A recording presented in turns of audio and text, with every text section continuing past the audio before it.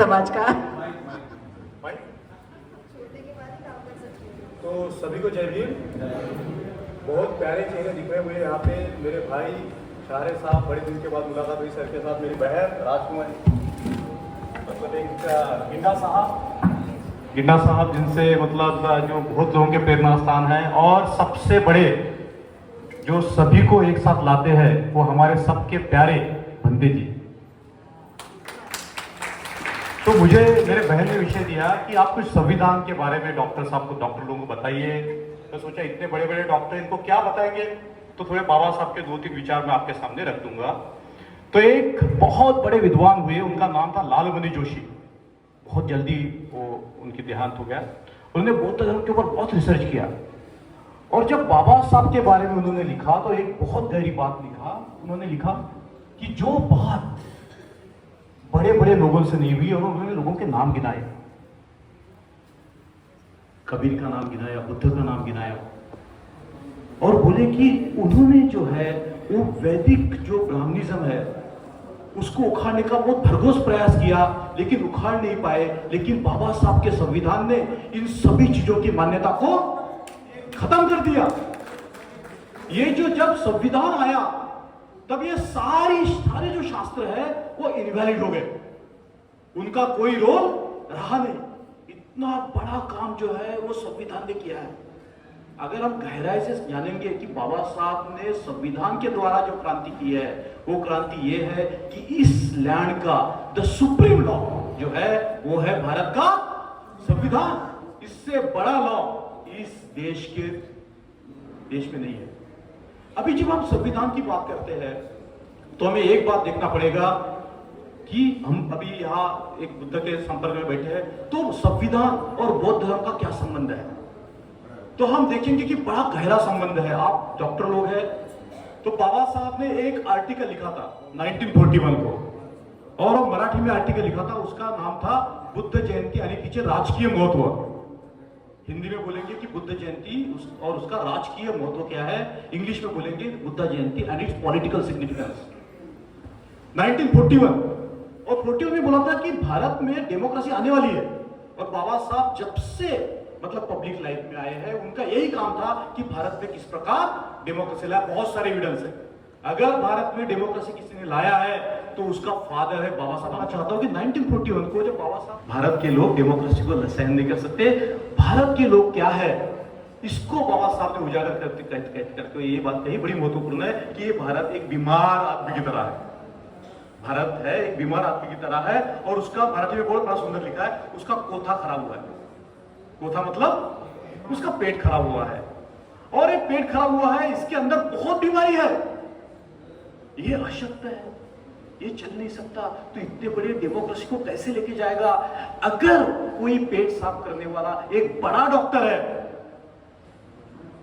यहां तक बोला बाबा साहब ने, रामकृष्ण गांधी के विचारधारों से ये पेट साफ नहीं होगा। एक ही आदमी है जिसके विचारों से ये भारत जो मरीज है उसका पेट साफ हो सकता है, वो है सबसे बड़ा डॉक्टर भगवान बुद्ध का नाम लिया।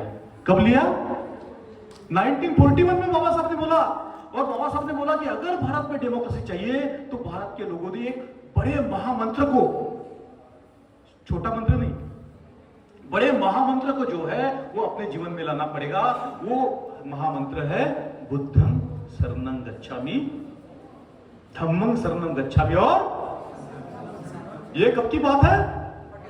41 की बात है। ऐसे एविडेंसेस आ रहे हैं अभी सामने कि बाबा साहब ने 1927 में ये बात कही है कि जिस आदमी ने इस देश के ऊपर जो अस्पृश्यता का जो पाप लगाया है, कलंक लगा है, उसको साफ करने के लिए एक ही महापुरुष है जिसने काम किया, उसका नाम है, वो तो है ही, लेकिन बाबा साहब ने बोला 1927 में, उस महापुरुष का नाम लेते बाबा साहब ने बोला उसका नाम है भगवान बुद्ध। 1927 की बात है। तो हम जब सोचते हैं पड़ेगा किसकी, क्योंकि 1950 को भारत का संविधान आया। कब आया? 1950 को आया। मैं तो बोलता हूं बाबा साहब ने उसी वक्त भारत को पॉलिटिकल बुद्धिज्म में कन्वर्ट कर दिया था। कैसे? प्रेसिडेंट जो है वो बैठता है, उसके पीछे क्या लिखा है कोई बताएगा? जो भारत का प्रेसिडेंट, हाईएस्ट ऑफिस, प्रेसिडेंट के पीछे क्या लिखा है? किस लिए बैठा है वो? धम्म चक्र प्रवर्तन करने के लिए। और भारत का जो फ्लैग है, जो झंडा है, उसके बीच में भी क्या मिलता है? धम्म चक्र। धम्म चक्र मतलब क्या है? आज हम मॉडर्न भाषा में जिसको बोलते हैं रूल ऑफ लॉ, क्या बोलते हैं? Rule of law. तो ये जो रूल ऑफ लॉ है, उसकी सबसे पहली जो कल्पना है वो बुद्ध ने दी और उसको प्रैक्टिस में लाया। किसने लाया प्रैक्टिस में? सम्राट अशोक ने। और बहुत बड़ा स्कॉलर है चार्ल्स एलन, वो ये कहता है कि बाबा अशोक का is the founding father of India. इस देश को एंशिएंट टाइम में किसने बनाया? अशोक ने बनाया। ये देश किसी के बाप की बपोती नहीं है, ये देश को ही हमारे बाप ने बनाया है। जब हम नेशनलिज्म की बात करते हैं, पैट्रियटिज्म की बात करते हैं, तो मैं आपको बताता हूं कि बाबा साहब से बड़ा नेशनलिस्ट और पैट्रियट आदमी भारत में पैदा नहीं हुआ। भारत में पैदा नहीं हुआ। इस देश के लिए बाबा साहब ने जो किया है, ये हमारे सोच के बाहर की बात है। तो देखिए कैसे मतलब पॉलिटिकली बाबा साहब ने बुद्ध जो भारत है उसको कैसे बुद्ध की राह पे डाल दिया। तो जो रूल ऑफ लॉ है, जिसको हम लोग बोलते हैं व्हील ऑफ धम्मा, वो हमारे सेंटर में, भारत के सेंटर में क्या है? व्हील ऑफ लॉ है। यहां पे किसी आदमी का शासन नहीं चल सकता। यहां पे सिर्फ शासन चलेगा तो लॉ का शासन चलेगा। और दुनिया में इस प्रकार लॉ की पहली जो परिभाषा है वो भगवान बुद्ध ने की, जिसको आज हम बोलते हैं रूल ऑफ लॉ। ये बड़ी डीपर कंसेप्ट है, मैं इसको मतलब अभी ज्यादा आपने वो समझ नहीं तो मैं ज्यादा इसमें लूंगा नहीं। तो मैं जो आपको एक बात बताना चाहता हूं कि बाबा साहब अम्बेडकर ने जो है वो पहले ही जो है इस भारत को एक विजन की तरफ बढ़ाया। और बाबा साहब जानते थे, अभी हम देखेंगे कि 1950 को संविधान आया और हमारा जो ग्रंथ है, जो हमारा रिवॉल्यूशनरी ग्रंथ है, वो कब आया? 1956 में आया। बाबा साहब जाने के बाद आया, लेकिन बाबा साहब उसको लिख के गए। उस ग्रंथ का नाम क्या है? बुद्ध एंड धम्मो। तो हमारे पास दो चीजें हैं हमारे साथ आज। हमारे साथ एक चीज नहीं है, हमारे साथ दो चीज है। एक है संविधान और दूसरी तरफ अब बाबा साहब को पूछा गया, क्योंकि संविधान लिखे तो 5 साल हो गए थे, तो वो भी छत्तीसगढ़ के बाबा साहब के सहकारी थे। बड़ी महत्वपूर्ण बात बताऊंगा। तो उन्होंने कहा कि मैंने जो बुद्ध एंड धम्मो जो किताब लिखा है, it never contradicts the constitution of India. आप समझिए, मतलब बाबा साहब ने क्या बोला कि जो बुद्ध और उनका धम्म है, the Buddha and his Dhamma doesn't contradict the constitution of India. और कॉन्स्टिट्यूशन ऑफ इंडिया जिसकी न्यू प्रीएम्बल के ऊपर खड़ी है, बाबा साहब ने बोल दिया। क्या बोलते हैं बाबा साहब ने? कि लिबर्टी, इक्वालिटी, फ्रैटर्निटी, ये मैंने फ्रेंच रिवॉल्यूशन से नहीं ली। तो कहां से लिया? ये बौद्ध धर्म से लिया है। लिबर्टी, इक्वालिटी, फ्रैटर्निटी, और आगे शब्द है जो हम भूल जाते हैं, डिग्निटी। आप समझ रहे? डिग्निटी। हम समता, स्वतंत्रता, बंधुत्व बोल के रुक जाते हैं, लेकिन जब तक हम डिग्निटी की बात नहीं करेंगे, मैं बहुत बार कहता हूं कि बाकी जो देश है उनकी जो नींव है वो किसी धर्म पे खड़ी है, किसी की टेरिटरी पे खड़ी है, लेकिन भारत ऐसा देश है उसकी नींव जो है वो इन तत्वों के ऊपर खड़ी है। आप इन तत्वों को निकाल दो, भारत भारत रह सकता है क्या? क्योंकि क्या हुआ है, आपने जो वर्ड डाला इधर, we the people of India, कौन सा डाला है? ये देखिए बहुत गहराई समझने की बात है। We the people of India having solemnly resolved to constitute India into what? Sovereign, socialist, secular, democratic republic, and to secure to all of citizens what? क्या? Liberty, justice, liberty, equality, fraternity, और आगे है dignity। और एक शब्द आता है जिसको हमको गहराई समझना पड़ेगा, इंटीग्रिटी ऑफ द नेशन। आप समझ लीजिए, ये जो 5 जो मूल्य जो बाबा साहब ने डाले कॉन्स्टिट्यूशन में, और जो रिसर्च आया वो ये बताता है कि पूरी की पूरी प्रीएम्बल बाबा साहब ने अपने जेब से निकाली, उसके ऊपर डिबेट और डिस्कशन नहीं हुआ। बाबा साहब ने अपने जेब से पर्चा निकाला और वो भारत की क्या बनी? प्रीएम्बल बनी है। तो आज के दिन जो है हमें एक बात, इस चीज को समझना पड़ेगा कि हमें किसी से डरने की जरूरत नहीं है। वर्ल्ड के इतिहास में ऐसी कोई कौम नहीं है जिसने 2 जनरेशन में इतनी प्रोग्रेस की है। आप देखिए, मैं मतलब बहुत रिस्पॉन्सिबल स्टेटमेंट कर रहा हूं। In the history of the world there is no community which has made such progress in 2 generations, जिनको हजारों साल से दबाया गया है, गांव के बाहर रखा है, अनटचेबल, अनसीएबल। आपको पता है कि केरल में जो है वो हमारे लोगों की तरफ आप देखेंगे तो भी आपको पॉल्यूशन, अनसीएबल, अनटचेबल, अनअप्रोचेबल। हम तो अनटचेबिलिटी की बात करते तो बड़े इसकी बात करते, लेकिन आप सोचो ना कि आपको देखना भी जो है, आपको लोग देखना भी पसंद नहीं कर रहे थे। उस समाज को जो है वो बाबा साहब ने कहां से कहां पहुंचा दिया है। बहुत सारे लोग आएंगे, बहुत प्रतिक्रांतियां करेंगे, लेकिन मेरा ऐसे मानना है कि वो कभी जीतेंगे, वो कभी जीतेंगे। वो इसलिए नहीं जीतेंगे क्योंकि उनके पास ऐसे आदर्श नहीं, उनके पास ऐसे मूल्य नहीं है जिससे वो लोग जो है वो ये लड़ाई को जीत पाएंगे। अभी जैसे बाबा साहब ने संविधान लिखा, उसके पहले बाबा साहब ने डेमोक्रेसी की बात की, और डेमोक्रेसी की बहुत सारी परिभाषाएं बाबा साहब मुझे दी है, बहुत सारी 30 परिभाषाएं को मैंने देखा है। उसमें से एक जो परिभाषा है जो हमें समझना है, respect and reference towards fellow human being.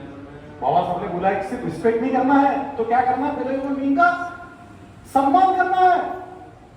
ये जो सम्मान करने की जो बात है, जब तक वो समाज में नहीं आती है तब तक डेमोक्रेसी नहीं आ सकती है। और इसको बताते हुए बाबा साहब ने और बहुत अच्छी बात कही है जो मैं मतलब संक्षिप्त में रखूंगा। बाबा साहब ने बोला कि पॉलिटिकल डेमोक्रेसी वो तो आ गई, वन मैन वन वोट, लेकिन सोशल डेमोक्रेसी नहीं आई है। लेकिन बाबा साहब ने और 2 गहरी डेमोक्रेसी की बात की है जो हमें समझना पड़ेगा। मिलिन कॉलेज में लिखा बाबा साहब ने उसको, इंटेलेक्चुअल डेमोक्रेसी। कौन सी डेमोक्रेसी? इंटेलेक्चुअल डेमोक्रेसी और मोरल डेमोक्रेसी। अभी इडियट लोग हैं, अभी जो लोग हैं उनकी कौन सी डेमोक्रेसी है? ये डेमोक्रेसी नहीं बोल सकते इसको डेमोक्रेसी नहीं बोल सकते। अभी फाइट बहुत बाकी है, पिक्चर अभी बाकी है, पिक्चर अभी बाकी है। मैं कहता हूं डरने की बात नहीं है। मेरे भाई जो है वो तेलंगाना से आते हैं, कॉन्स्टिट्यूशन मराठी के बारे में बात कर सकता, लेकिन अगर समय मिला तो मैं बहुत बातें कर सकता हूं। लेकिन मैं जो बात कहना चाहता हूं, मेरे जो भाई लोग हैं, देखिए सोचिए, इतना बड़ा काम करके राम मिले ना, सिद्धू सिद्धूरा, ये आदमी ने अपना जीवन त्याग कर दिया है। मैं इसको हैदराबाद के जमाने से जानता हूं। ये आदमी जो है 24/7 जो है सिर्फ अपने समाज की बात करता है। ये आदमी भाई आप दिखाइए, आपको दिखाइए, लोग देखना चाहेंगे आपको।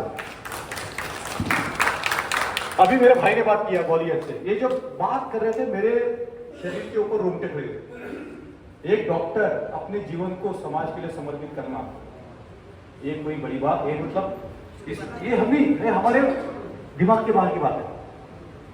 ये हमारे दिमाग के बाहर की बात है। जिंदा साहब का काम देखिए, जिंदा साहब का काम देखिए, वो यही नहीं है जहां लोग भाषा नहीं जाते, तमिलनाडु तक पहुंच चुके हो। तो आप देखिए, मैं इक्वेशन खत्म देता हूं आपको। हम तो बहुजनवाद की बात करेंगे ही करेंगे, हम तो डेमोक्रेसी की बात करेंगे ही करेंगे। लेकिन आप सोचिए, जब नागपुर में 1945 को एक अधिवेशन हुआ था all India schedule caste federation, 42 और उसका और एक हुआ था 42 को, लेकिन हम 42 की बात करेंगे। कितने लोग रहेंगे? कोई आंकड़ा बताए ना, कितने लोग रहेंगे? 75,000 लोग थे। उसमें से 25,000 महिला थी। देखो, मेरा भाषण देने की जरूरत नहीं है, देखो। लेकिन उसमें अगर आप लिस्ट देखोगे तो उसमें एमपी के लोग हैं, हमारे तमिलनाडु के लोग हैं, हमारे तेलंगाना के लोग हैं। तेलंगाना के लोग बाबा साहब को क्या बोलते थे पता है? 1940s में गुरु बाबा। क्या बोलते थे? गुरु बाबा। जय भीम मैगजीन कहां से निकलती थी?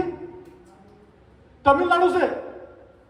ऐसा बोलते कि महाराष्ट्र के बाद अगर सबसे बड़ा आंदोलन रहेगा वो पंजाब में था, यूनाइटेड पंजाब में। आपने देखा रहेगा जो एनिमेशन ऑफ कास्ट, वो किताब जो बाबा साहब ने मतलब जो भाषण देने वाले थे, वो कहां देने वाले थे? लाहौर में। तो जब हम बात कर रहे हैं अपने समाज की, एनएसएस का डाटा बोलता है कि the schedule caste are 20% of India population. कितना? 20% है हम इंडिया की पॉपुलेशन में, 10% ट्राइब्स है, एनएसएस का डाटा बोलता है। मान लो इस 20% में से जो मेजर कास्ट है, जो 80% पॉपुलेशन बनाती है, जो मेजर कास्ट है, जो 80% पॉपुलेशन, वही अगर ऑल इंडिया लेवल पे कहीं ना कहीं संगठित होना शुरू हो गई तो क्या होगा? क्या होगा? किसी कौम में यह पावर नहीं है कि वो ऑल इंडिया लेवल पे संगठित हो, क्योंकि हमारे पास मंत्र है, कौन सा? जय भीम बोलो, आगे बढ़ो। आप जय भीम से, अगर आप जय भीम बोलोगे ना, आपको तेलुगु नहीं आएगी, तो भी आप अगर जय भीम बोल के चलोगे ना, तो आपको शायद खाना मिल जाएगा। बढ़ जाते हैं। मैं बता रहा हूं, ये यूनिफिकेशन है, ये पॉसिबल इसी कौम में है। ये जो नेशनल जो यूनियन जो की बात है, जो बाबा साहब ने बनाई थी, ऑल इंडिया, बाबा साहब ने जो हमारे लिए किया है, एक आदमी ने कैसे किया, अगर बात करेंगे हम तो हम सोच नहीं सकते। ओ इम्पॉसिबल, लेकिन किया ना, लेकिन किया ना। वो कैसे किया, वो हमें सोचने की जरूरत है। बाबा साहब से बड़ा करुणावान आदमी कहीं नहीं हुआ है इस धरती पे। बाबा साहब से बड़ा करुणावान आदमी नहीं हुआ है। वो आदमी, अब बाबा साहब को देखते हैं, प्रज्ञा प्रज्ञा प्रज्ञा बहुत है बाबा साहब में, प्रज्ञा बहुत है। ऐसा कोई सब्जेक्ट नहीं है जहां बाबा साहब गहराई से नहीं गए, लेकिन उनके अंदर जो थी वो अपने समाज के लिए मरने की, अपने समाज के लिए उनकी मरने की तैयारी थी। मेरे भाई ने बोला, जब तक हमारे अंदर मौत के साथ कमिटमेंट नहीं आती, तब तक हम जो है वो इस आंदोलन में यशस्वी नहीं हो सकते। What we have to lose? We have nothing to lose. There is a path of freedom available to us. मैं अभी मतलब रुकने से पहले मैं आपसे एक बात कहूंगा कि हमें किसी से डरने की कोई जरूरत, किसी से डरने की जरूरत नहीं। मैं बता रहा हूं, बहुत लोग डरते। मेरे एक मित्र है, डॉक्टर मित्र थे, बड़े मतलब काम करते थे, उनका मैं नाम नहीं लूंगा, लेकिन जब 2014 को कोई आदमी पावर में आ गया तो आज तक डिप्रेशन में। क्यों डिप्रेशन में आना? अरे भैया, जब हम लोग साथ में आके बात कर रहे हैं, एक विचारधारा है हमारे लाइफ से कमिटमेंट है, तो भैया हमें कोई रोक सकता है क्या? हमें कोई रोक नहीं सकता, हमें कोई रोक नहीं सकता। बाबा साहब को पता था कि मेरे विचारों में इतनी शक्ति है कि मेरे लोग जो है एक दिन सिर्फ भारत को ही फ्री नहीं करेंगे तो समूचे विश्व का नेतृत्व करेंगे। आप सोचो, एक आदमी जब इस प्रकार कमिटमेंट देता है, हम लोग क्या सोचते हैं? बस्तियों के बारे में सोचते हैं। हम लोग क्या सोचते हैं? हमारी कौम को तो हम लिबरेट करेंगे ही करेंगे। लेकिन हमारे विचारों में इतनी शक्ति है कि हम जो है वो केवल हमारी कौम को नहीं तो पूरे समूचे विश्व को लीडरशिप देने की पावर जो है वो इस कम्युनिटी में। और इसका एक ही सूत्र है, अत्तदीप। इसका एक ही सूत्र है, बी योर ओन लाइट। 1936 में बाबा साहब ने दिया था अपने लोगों को, बोला था महापरिनिर्वाण सूत्र से मैं ये संदेश दे रहा हूं। आपको पूरा भाषण याद नहीं रहेगा तो चलेगा, सिर्फ एक चीज ध्यान में रखो। कौन सी? अत्तदीप भव। और जब मैंने पाली सूत्र में देखा तो अत्तदीप भव का मतलब क्या है? इसका मतलब है अवेयरनेस ऑफ एवरीथिंग। मतलब उसको सतीपट्ठन बोलते हैं, लेकिन entire universe, awareness of entire universe, awareness of dhamma. और अवेयरनेस ऑफ धम्म का एक मतलब होता है to know the truth as truth and क्या होता है? Untruth and untruth. देखिए, ये मतलब हम लोग सम्मा दिट्ठी की बात करते हैं तो भगवान ने ये भी कहा है कि सिर्फ सम्मा दिट्ठी प्राप्त करनी नहीं है तो मिथ्या दिट्ठी क्या है ये भी समझना है। मिथ्या दिट्ठी क्या? बस रुक रहा हूं, क्योंकि मैं क्या होता है अपने लोगों को देखिए भावना में बह जाता हूं। तो 1936 में बाबा साहब ने बोला to know the truth as truth and untruth as untruth. 1936 में लिखा और उसके नीचे लिखा है बुद्धा। तो जब अत्तदीप भव की बात करते हैं तो हमारे अंदर हमें इतनी जागृति लाना है कि सच्चाई क्या है और झूठ क्या है। जिस दिन हम ये बात को जानना शुरू करेंगे कि सच्चाई क्या है और झूठ क्या है, उस दिन जो हमारा जो आंदोलन है उसकी जो स्पीड है वो शायद लाइट से ज्यादा हो सकती है। ऐसे बोलता है आइंस्टाइन कि लाइट से बड़ी कोई स्पीड नहीं हो सकती, लेकिन मुझे ऐसा लगता है कि ये जो है ये इक्वेशन ऐसे चलता है। आज हम लोग इतने लोग बैठे हैं लेकिन ये कम नहीं है, इतनी डाइवर्सिटी एक साथ आके बैठना, और वो भी डॉक्टर लोगों की डाइवर्सिटी एक साथ आके बैठना।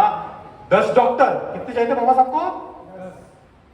20 इंजीनियर और 30 एडवोकेट। आज जहां भी पत्थर फेंक के मारोगे तो आपको क्या मिलेगा? शहर में आप जाओगे, अगर आप पत्थर फेंक के मारोगे तो शायद वो इंजीनियर को लग सकता है, राइट? उसके बावजूद भी हम क्यों डर रहे हैं? बाबा साहब तो 10 ही चाहते थे, 2 तो हमारे पास आज बैठे इधर पूरा अपना लाइफ का कमिटमेंट 8 चाहिए, राइट? तो हमें डरने की जरूरत नहीं है। जिस समाज में बाबा साहब का जो प्रकाश है वो आया है, उसे कोई मायका लाल दबा नहीं सकता। जय भीम, नमो बुद्धाय। आगे बात कर दी।